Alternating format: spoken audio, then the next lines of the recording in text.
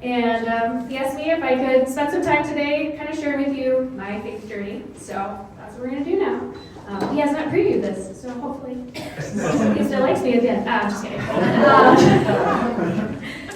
So when he asked me to talk to you guys about my faith journey, I was a little bit hesitant because I don't feel like I have like an amazing story.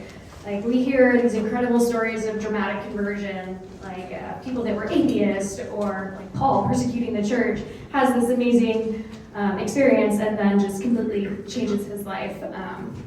But I am a cradle Catholic, which I think probably many of you in this room are. So if you're not familiar with that term, it just means that you've been a Catholic your whole life since you were in the cradle. And so for those of us that have grown up in the faith, sometimes when we hear those stories, while they can be inspiring and they really showcase to us the limitless power of God, you kind of feel like, where do I fit in? Like, is my story that great, since it's not some big, awe-inspiring transformation? So as I grew up, I had my parents, and then I have two older sisters. I'm the baby. We lived in Brighton, and so most of my childhood we went to Mass at St. Pat's in Brighton. There were a couple times where we'd like change priests. My parents would be like, I don't know, let's go check out. So we went to Holy Spirit for a little while. We went to St. Mary Magdalene for a little while. But I got all of my sacraments in St. Pat's. And then for some reason, after I got my confirmation, which I've been really looking forward to my confirmation, I wanted to be a Eucharistic minister. And at St. Pat's, once you got confirmed, then you were able to be a Eucharistic minister. So got confirmed, got to start being a Eucharistic minister, and then my parents were just like, I think we're gonna go check out St.John's.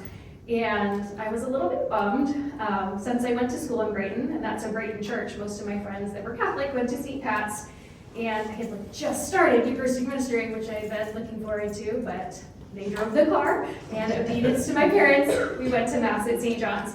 And so you guys are all young. I don't know if you guys were around in the old church before we moved to the brand new sanctuary. I don't think so.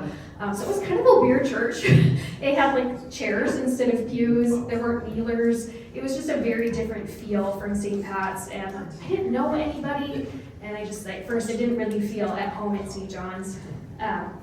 So I was in school, and there was a girl in my art class. I took drawing and painting, and we were just chatting. I didn't know her. She had gone to, so in Brighton there's two middle schools, and she had gone to the other one. I hadn't really met her, so we were just chatting, getting to know each other, and she mentioned that she went to St. John's as well. She's like, did you know they have a high school youth group? And I was like, yeah.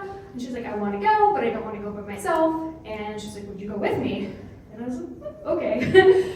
I'm an introvert. I can pretend to be an extrovert pretty well, but being around people just, it makes me, like, runs up my social battery. I hate it when I'm like surrounded by no one I know, but having a wingman at least helps me a little bit. So I agreed to go with her, and at that time, instead of the beautiful youth room that we have now, it was this beat up portable trailer in the parking lot next to the dumpster down in St. John. So we pull up and I'm like, okay. Walk inside, there's like a bunch of beat up couches, an old pool table, and it's just packed with high schoolers. And so it's a little intimidating walking into this room full of people that I didn't know, and it was kind of sketchy looking, and so I just wasn't really sure what to expect. But everyone was super welcoming and nice. I didn't know anyone other than the girl that I came with. At that time, pretty much the whole youth group was either Howell schools or Heartland schools, so they weren't kids that I had gone to school with.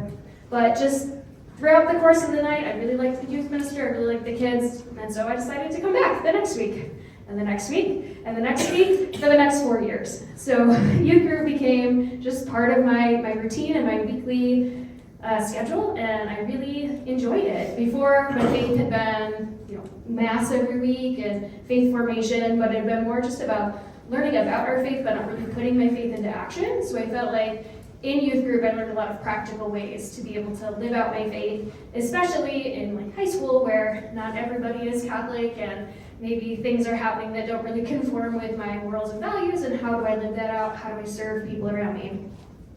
So outside of weekly youth group, I also eventually became part of the leadership team.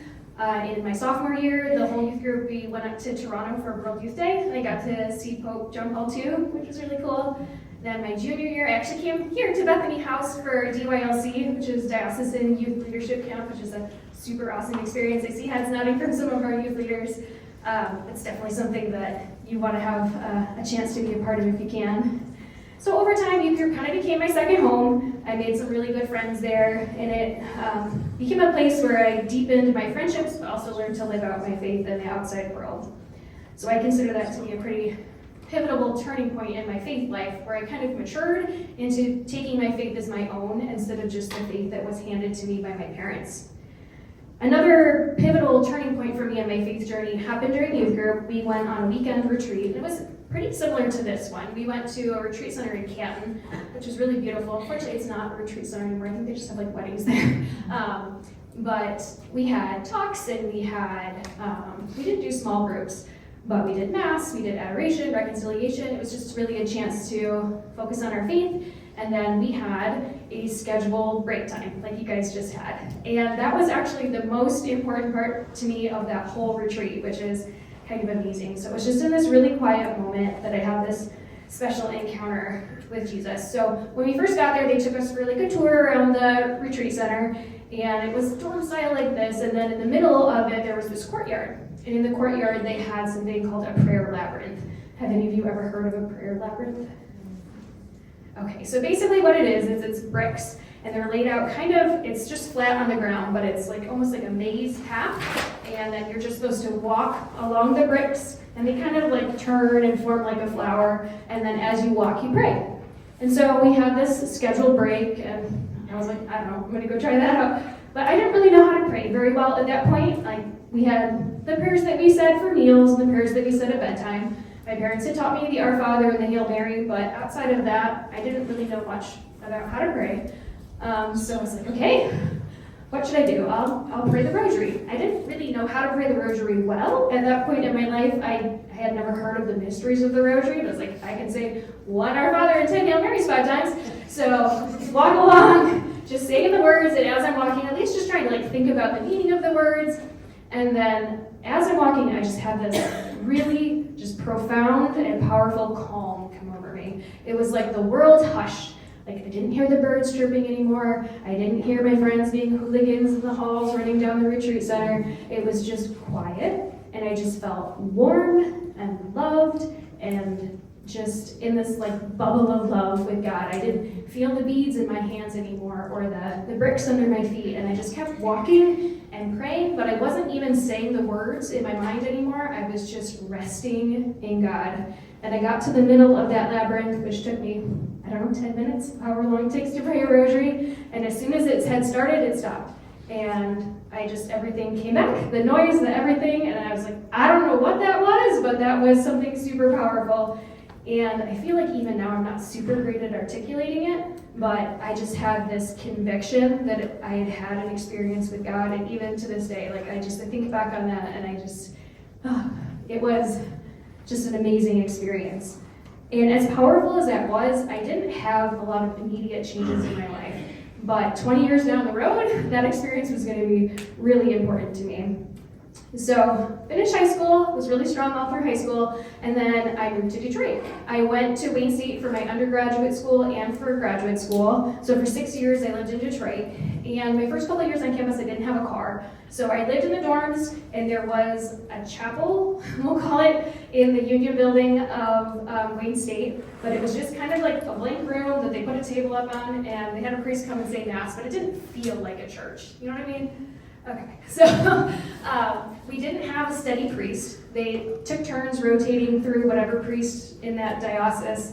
They just rotated. Oftentimes we had like mission priests that had like super thick accents that you couldn't understand. And so you're just sitting in this like cramped classroom essentially with, it just didn't feel like church. They didn't have like a human center or parish life. And so I kept showing up to mass because that's how I was raised. I felt like I needed to be there. God wanted me to be at mass, but I just started to drift. And I felt like all throughout college, I still loved God and I still believed in God, but I didn't have that anchor, that center of a group of peers and a group of people around me that were passionate about their faith, that were keeping me plugged in and staying active in pursuing my faith. So eventually I did get a car on campus, and then I drove around. It's Detroit, there's a million churches, so I just drove around until I found one that I liked, and I ended up going to church in Hamtramck. And so I went to this really beautiful church. It was that like Gothic cathedral with flying buttresses, and it felt like a church, right? Which was great after my classroom with the folding table experience at Wayne State. But again, it was a Polish church. The priest spoke Polish as his first language, so they did have an English mass, but it was a very thick accent. I would go to mass, sit in my pew, get up and leave. I didn't talk to anyone. I didn't feel connected there either.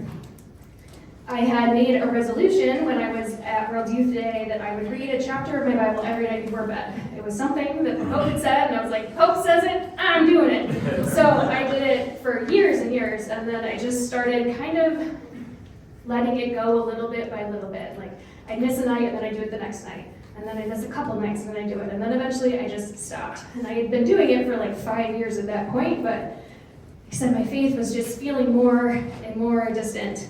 And I started to view God as more of a judgmental father that was waiting for me to mess up, rather than a merciful father who just wanted my whole heart. And while I didn't ever consciously reject my faith, I started to just kind of put it in a box. I would get it out on Sunday, I would go to church, I'd stick it back in the box and not think about God again until the next Sunday. So eventually I graduated college and I moved back out our way. I ended up buying a house in Fowlerville, and then I got a job in the Lansing area. So I was driving a half an hour each way to work, and because I had grown up in Brighton, all of my radio stations were like Detroit radio stations, that side of the state. And as I get closer to Lansing, they start to get like real staticky and fuzzy. And so I'm old, and the car that I had at that time, they didn't have like streaming music. You couldn't plug your phone into your car, so my choices were radio or CDs. Not cassettes, thankfully. That was my car before that. We upgraded to CDs. So moving on up in the world. But I would just usually listen to the radio. I listened to the popular like top 40 hits or whatever. But I decided I was just gonna hit like the seek function to see what other radio stations, if there was like Lansing radio stations I could put in so that I would have something that would stay for my whole drive. And flipped it through, got like a country music station, not my favorite. Eventually it landed very clear on this song. And I just was driving and listening to it, and I was like, this is beautiful. I've never heard this song before, but it just touched me. And I found like a scrap of paper in my car and a pen, and this is super unsafe, and don't ever do this when you're driving. But as I'm driving on the freeway, I'm like trying to break down a couple of words just so that when I get home, I could look up this song. And it ended up being Your Love by Brandon Heath. Has anyone ever heard that one? It's an older one, but it's just so beautiful.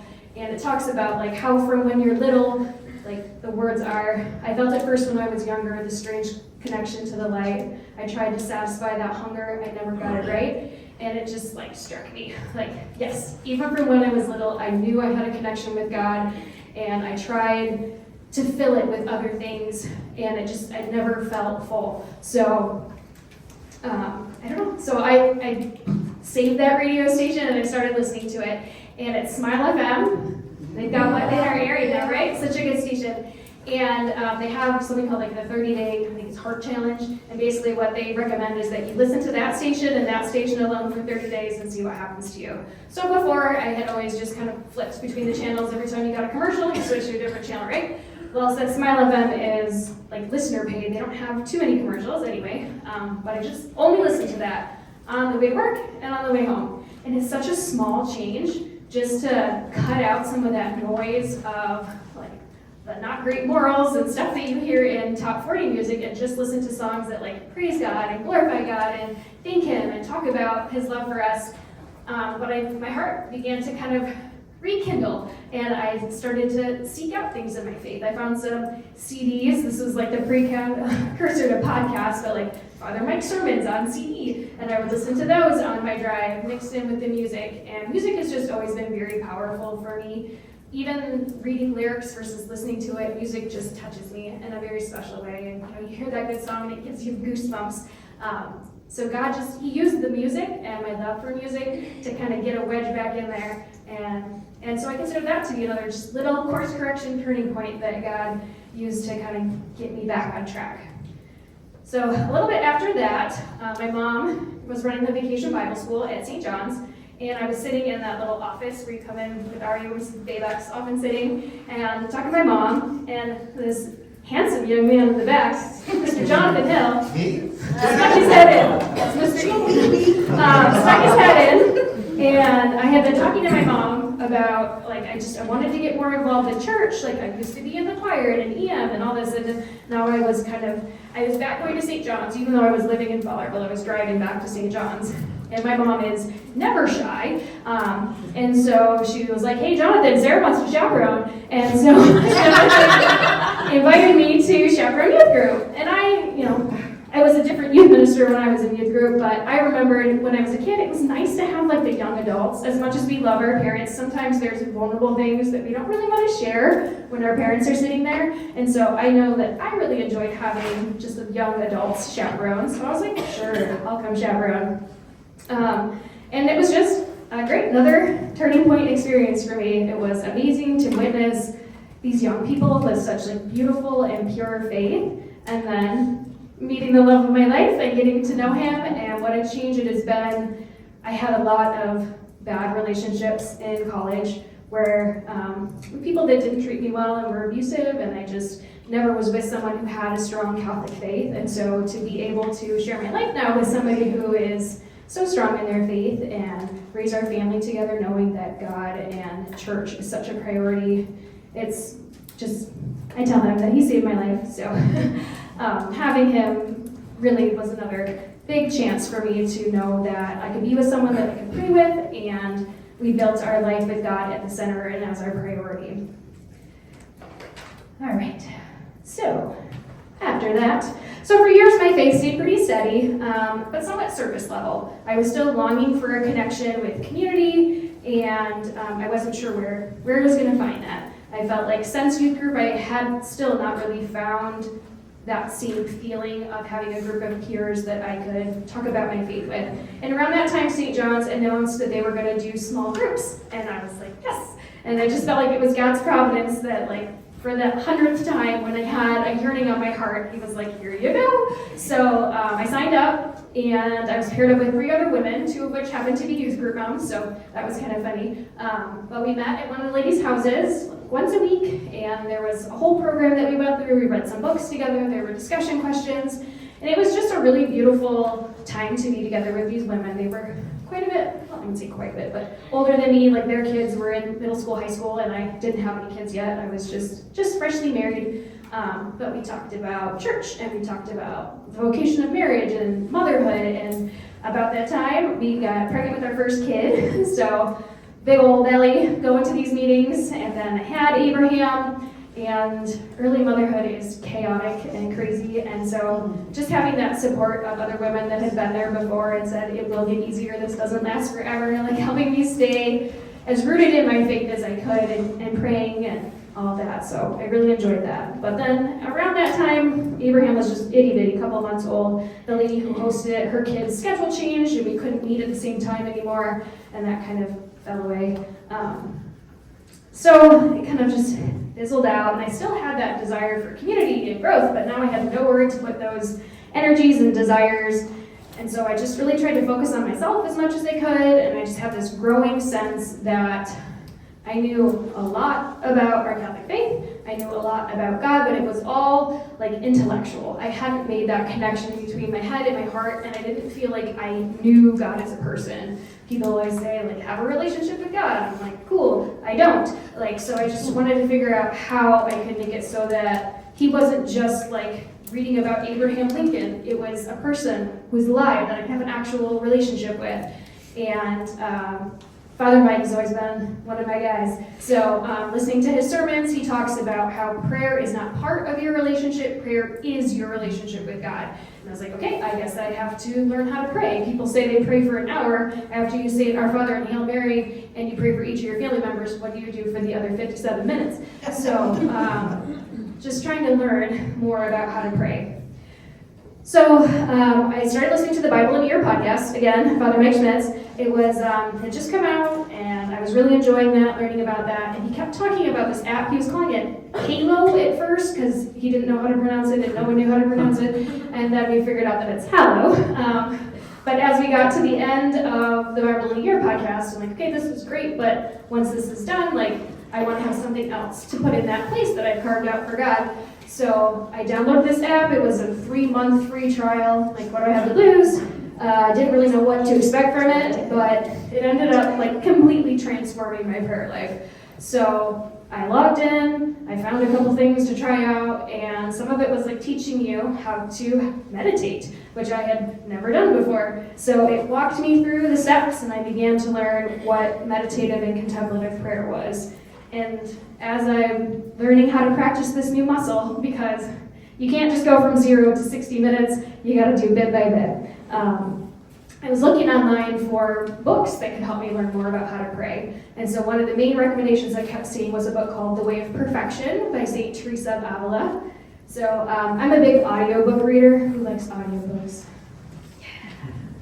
I don't know. I know some people just are all about the paper, but I drive a lot. So that's my commute tool is listening to audiobooks. So I got that audiobook and listening to it on my driving back and forth. And this lady lived in Spain, like the 500s, like she's super old and is a nun, and nothing that's similar to my style of life, but I learned so much from her. I swear, in listening to that book, / reading, whatever you want to call it, I learned more in that book about prayer than I had in the past 36 years of my life. And I just felt like between that and the Hallow app, like I was making good progress on learning how to pray. And then Hallow had an audiobook challenge where they had The Story of the Soul by St. Augustine. And again, this girl is a cloistered nun. She enters the convent like with special dispensation as a teenager, dies of tuberculosis at like 20-something. Really nothing in common with this person, but just the way that she talked and the way that she wrote, it touched my heart in so many ways. So as I'm deepening my prayer, I keep having this phrase come up, and it's in my brain when I'm praying. It's on podcasts that I'm listening to. I'm watching random YouTube videos, and it keeps coming up, and it's spiritual direction. Like, what is spiritual direction? Why do I keep hearing about this everywhere? So Google is my theme throughout this presentation, if you haven't guessed it yet. So I Google, what is Catholic spiritual direction? And it says, Catholic spiritual direction is a relationship in which a person seeks guidance from a spiritual director, often priest, religious, or trained layperson, to grow in their relationship with God. It is not counseling or therapy, but rather a practice that helps individuals deepen their faith, discern God's will, and navigate their spiritual journey. That sounded pretty good. I didn't have too many people in my life where I felt like I could talk to them about what I was learning about prayer or that knew more about what I was trying to learn. So I was like, maybe I should look into this. But then I'm like, I think it's for like priests and like people that are having like mystical visions. Like, I don't think I'm special enough to have spiritual direction. So I just kind of put it aside. And then God just wouldn't let it go. Like everywhere. Spiritual direction is showing up. And so after like 4 months of this, I'm like, okay, I get it. You want me to look into this. So it was kind of difficult to find a spiritual director, but I reached out to Tim Carpenter at the diocese, and he connected me with some people. And so by May, I had a meeting on the books with a spiritual director at St. Pat's. And I was like, okay, I listened, I'm doing it, let's see what happens. And then like 2 days before we're supposed to meet, she texts me and says, I have COVID, we can't get together. It's like, okay, well, everyone has COVID, so it'll just be like 2 weeks and we'll get together. And then I didn't hear from her, and I didn't hear from her, and I didn't hear from her. So after like 6 weeks, I texted her and I was like, hey, remember me? Are we gonna get together? And she was like, oh, I'm so sorry. After COVID, I had a heart attack. I've been in the hospital. And I'm like, oh, okay, I'm so sorry. And she's like, I just, with my health, I can't take on another directee right now. But my friend Linda is a spiritual director at St. John's. Let me give her your information, give you her information, and you can reach out. So she's at St. John the Evangelist in Fenton. And I reached out to her, and she was like, yeah, absolutely. I just had somebody that decided to move on. I've got space. So we got together, and I met with her in July. And she's still my spiritual director. She's great. She's helped me grow in prayer and helped me with different resources, pointed me to different books to read, helped me do some like spiritual healing with the challenges. And so we worked together for several years. About 8 months into our journey, the Lord put a new thought into my heart. So I had been reading this book, and it was talking about Saint Jane de Chantal. And she was a French wife and mother, and then she became widowed at a very young age. So she raised her children, and then afterwards she actually became a nun. And she was great friends with Francis de Sales, and the two of them ended up founding their own order together.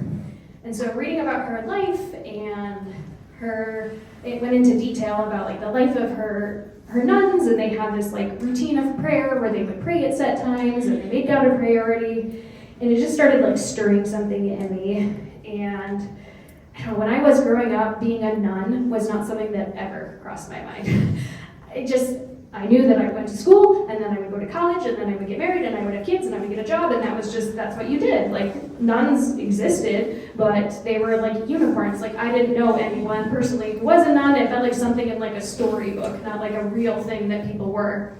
And so, as I felt this desire to have more of like a rhythm to my life and a desire to be spending time in prayer, I was like, shoot, did I like miss a vocation to being a nun? Like, I love being a wife and a mother, but this was not something I'd even thought about. Like, did I mess up what God had planned for me? And so, me and my friend Google looked up, can you be a nun and a wife? And of course, the answer is no. Those are two separate vocations. You can be called to the vocation of religious life or the vocation of marriage. But then it also said, asterisk, but there's something called secular third orders, which is something I had never heard of. And so it started talking about the different types. There's Franciscan, Dominican, Jesuit, Carmelite, Benedictine. Like, I heard those words before. Those are types of like nuns and monks and stuff. And so I was trying to understand what this was, but it wasn't super clear. So the next time I met with my spiritual director, I was like, Linda, tell me about secular third orders. God wants me to know something about this.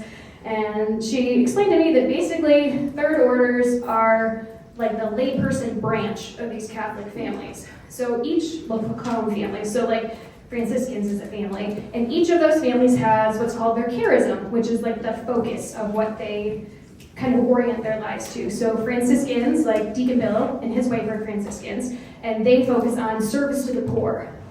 Dominicans are about spreading God's love through public speaking. Jesuits focus on education. Carmelites focus on prayer. So I'm talking to Linda, and I was like, I feel like God is leading me. I don't know which one. Like, I'm generally pretty decent at public speaking, so I guess it could be Dominican. I have a doctorate. Like, I guess education is important to me. Maybe I'm supposed to be the Jesuit. Like, I don't know. What do you think? And so she's like, well, it seems like God is really calling you to deeper prayer. You found St. Teresa of Avila and St. Therese of Lisieux, which are two of the three big Carmelite saints. To me, it seems like God is calling you to explore the Carmelite spirituality. And looking back on it, it's like, duh. But at the time, I wasn't sure. So I was like, okay, what do I do? She's like, well, years ago, I went to one meeting and I just decided it wasn't for me, but there's this group they meet in Flint. And so I looked into finding out where these groups are. There's a couple throughout the state. Unfortunately, it was hard to find one that met on the weekends, but I did finally find a group, so I went to meet with them. And in May of 2023, I went to my first meeting. So as I've said ad nauseum at this point, I've had a longing for a community. And I always pictured it as being like young moms at St.John's, and we would get together, and that would be like my ladies. And I even tried to start a parents and tots, like mom and tot playgroup, and we met for a couple of years, and then COVID hit and it died.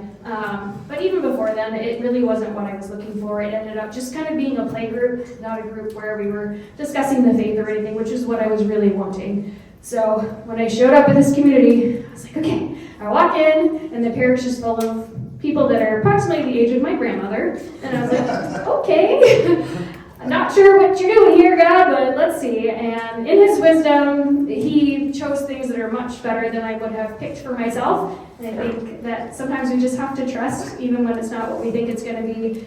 Because in a lot of ways, I still feel like a spiritual infant. Like, I've been a Catholic my entire life. I know a lot about the faith, but really it's just been the last 5 years or so that I've had such a real deepening of my faith. I've really learned how to pray. And these women have been around for 70, 80 years. They have so much experience and wisdom to share with me, and they've just been such great mentors for me. All right. So also the timing of the events was very providential. So in order to start Carmelite formation,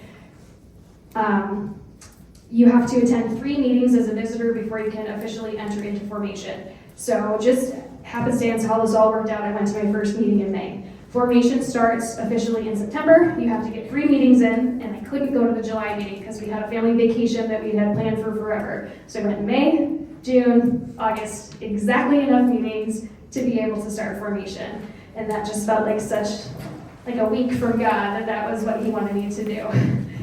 So Carmelite formation, it's once you do your final promises and you decide that that's what you want to do, it's a lifelong thing.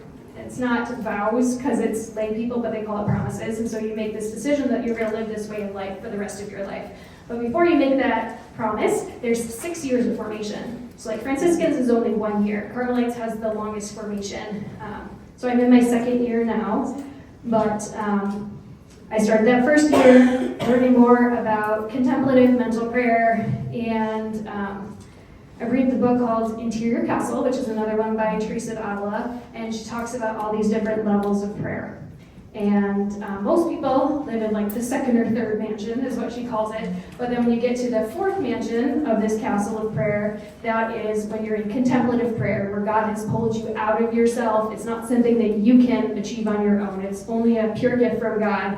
And she's listing off what this prayer of quiet is. Your senses are muted. You don't have thoughts. You feel love. Like, oh my goodness, this is what happened to me in high school.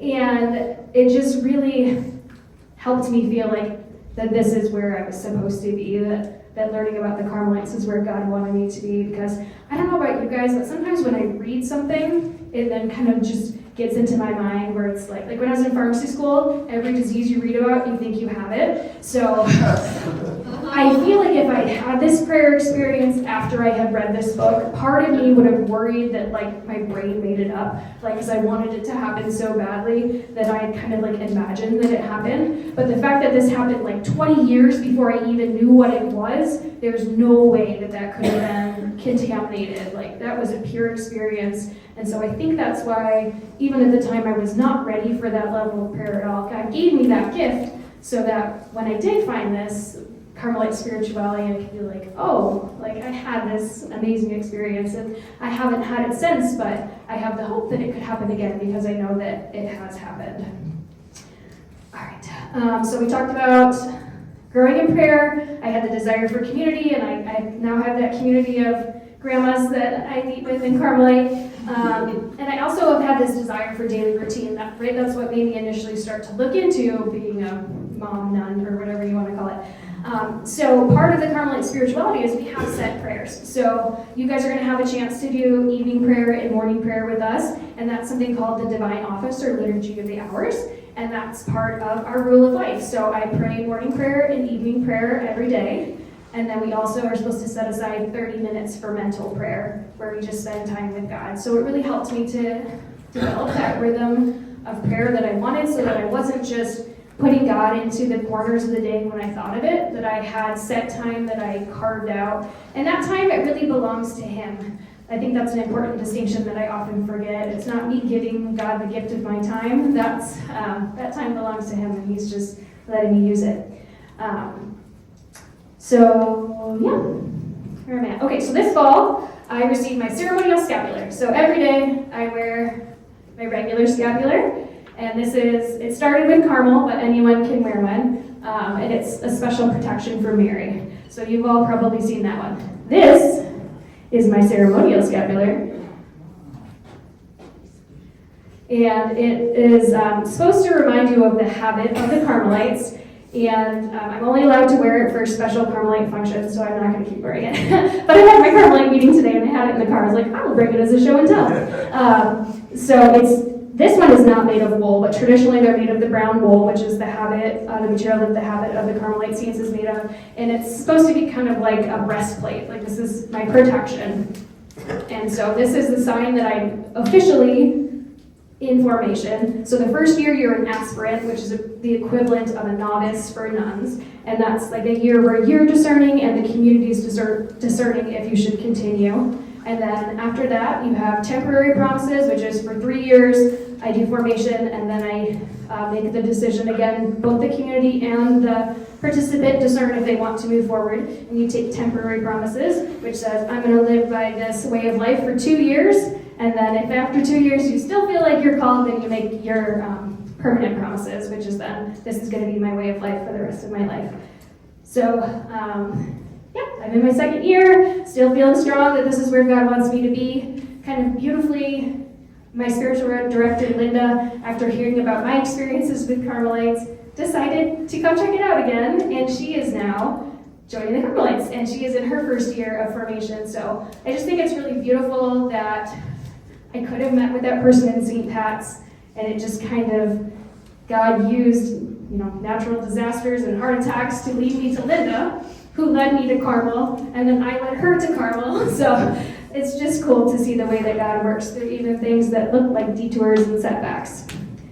So as I was preparing for this talk, I just tried to look over the course of my life and kind of look for those pivot points or turning points where just small changes really changed the trajectory of my life. And I could, looking back, could see so plainly the places where God had changed my direction and gave me a new way of looking at things or brought me just back to Him.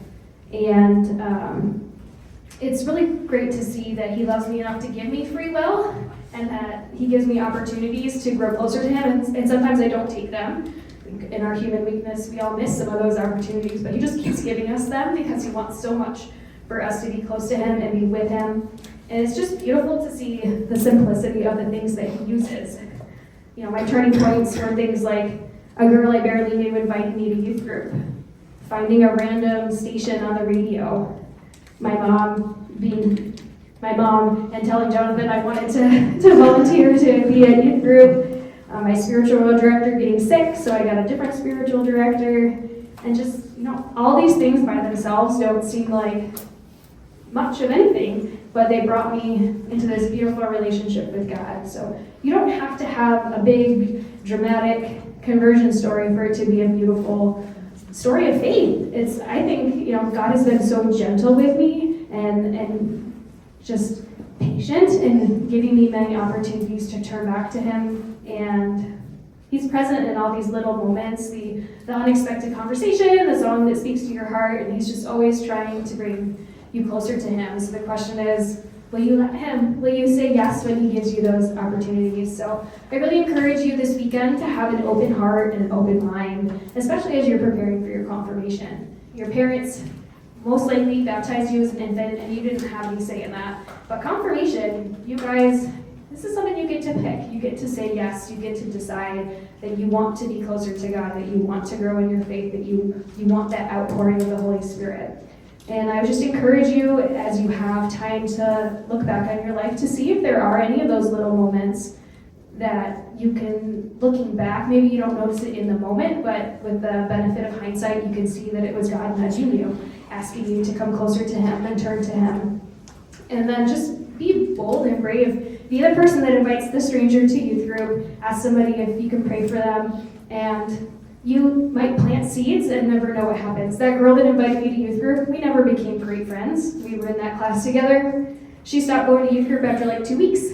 I don't have any contact with her. She doesn't know that I'm in formation to be a Carmelite, and she had such a big impact on my journey, and she'll never know. But God knows. And so we just have to be open to those little moments. Maybe you just mention to somebody, hey, I spent the weekend at a retreat, or my family went to Mass even when we were on vacation. You never know what little seeds you're planting that might change somebody else's life for the better. So as the years go on and you look back on this retreat, I hope that this retreat ends up being one of the turning points in your faith journey, and you can say, I went on that confirmation retreat, and that was when I decided to give my life to God, and it just was the start of something wonderful. So thank you for allowing me to share my journey with you guys.